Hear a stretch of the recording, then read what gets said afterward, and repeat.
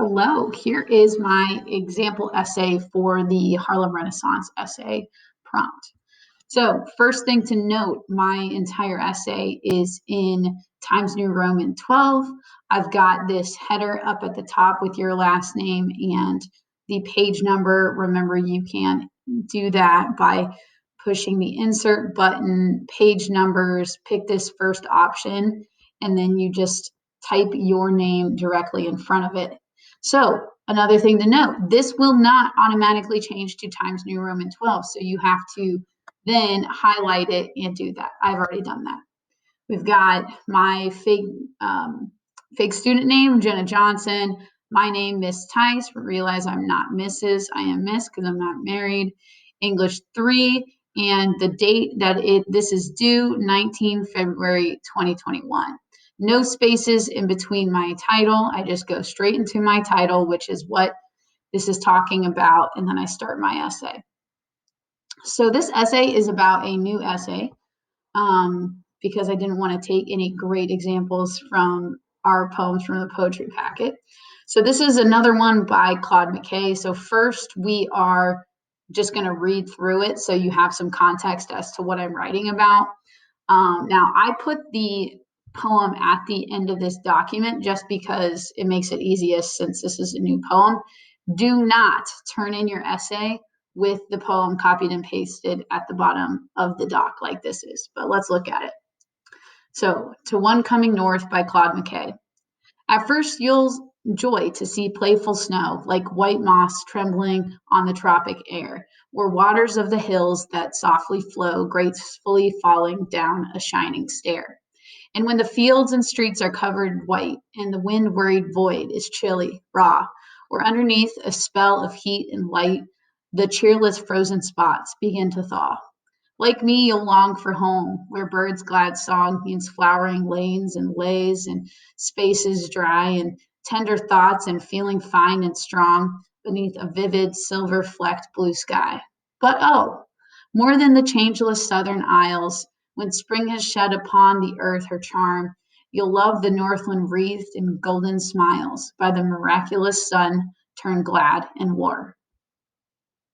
Okay, let's go to the start of the essay. So, title of this essay is Personification Illuminates to One Coming North. In the poem To One Coming North, Claude McKay personifies weather to help an audience from the South understand the joys of the changing seasons. McKay himself is Jamaican born, so he speaks of snow from an outsider's perspective. You can tell he was not raised with winter conditions. In order to make snow and weather changes more appealing, Claude McKay utilizes personification to compare weather conditions, especially snow and spring sunshine, to welcoming human characteristics. So, things to note about my introduction. I have, in my first sentence, put the title of the poem and the author. You must include the title and the author in your intro paragraph. I've spoken a little bit about what the general poem is about. Here I'm talking about the weather from the southern perspective. And I end on my best sentence, my thesis statement.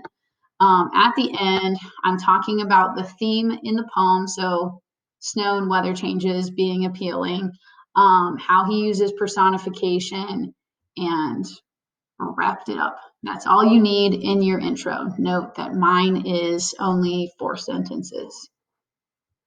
First body paragraph. McKay begins by stating, at first you'll joy to see the playful snow, like white moss trembling on the tropic air. By describing the snow as playful, he instills a positive connotation to the cold weather.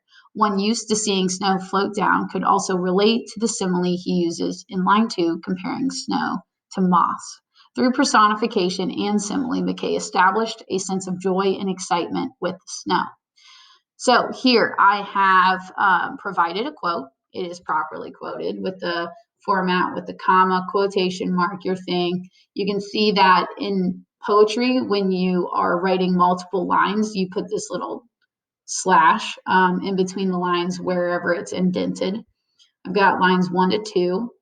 That's it. You do not need lines in front of it. It's just the numbers, dash, and then the period is after the parentheses. I've talked about the positive connotation. That's more of my analysis bit. And I've talked about how that is, he's using this personification and simile to establish the sense of joy over the snow. Next body paragraph. Later in the poem, Claude McKay notes how one becomes tired of the winter weather by the end of the season, saying that, like me, you'll long for home. We know his home is an island, so this makes sense. However, he brings back the positive connotation of the North by ending the poem mentioning spring in this stanza. But oh, more than the changeless southern isles, when spring has shed upon the earth her charm, you'll love the Northland wreathed in golden smiles by the miraculous sun turned glad and warm. In this stanza, he personifies spring by stating spring has shed upon the earth her charm, and that the north is wreathed in golden smiles. This personification relates to the joy the reader felt at seeing the first snow, commenting that excitement the that excitement the changes bring may be worth the long winter months. So some things to note here. First off, I used an entire stanza, which means that it's more than 4 lines. If you have a quote that's more than 3 lines, you use this long quote format. So note that it's got the colon at the top, then you enter, tab it over, and your entire quote is set apart by being indented to the right a little bit more. And then when you go back to your paragraph, you backspace so that it's back at the original alignment of the page. So that's how you do that if you do have a longer quote. I encourage you to use some smaller quotes so that I know exactly what poetic devices you are using. You can see that even though I gave the context of the entire stanza, I pulled out the little pieces of personification that I specifically wanted to highlight from that, but I thought that it was important to get the whole context of that stanza, so I used both. I connected it back to the snow and how the whole weather changes have a positive connotation in this poem with that last line of my body paragraph. This personification relates to the joy the reader felt at seeing the first snow, commenting that the changes in spring may be worth the long winter months. So that is encompassing our theme. And my conclusion to bring it home. In short, McKay's use of personification helps illuminate how one can experience awe and excitement over the change of the seasons.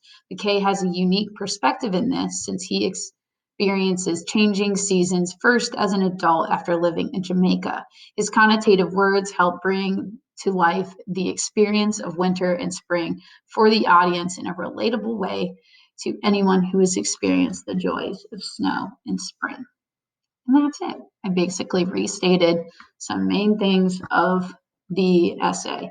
Now, no, I said 1 to 2 pages. This is not even a full page and a half. Do not write fluff. Do not put extra crap in this essay that you do not need. Say exactly what you need to say. You can see that my intro and my conclusion is only 3 sentences long. So say what you need to say in good sentences, wrap it up, and be done. Okay? Email me if you have any questions about this assignment.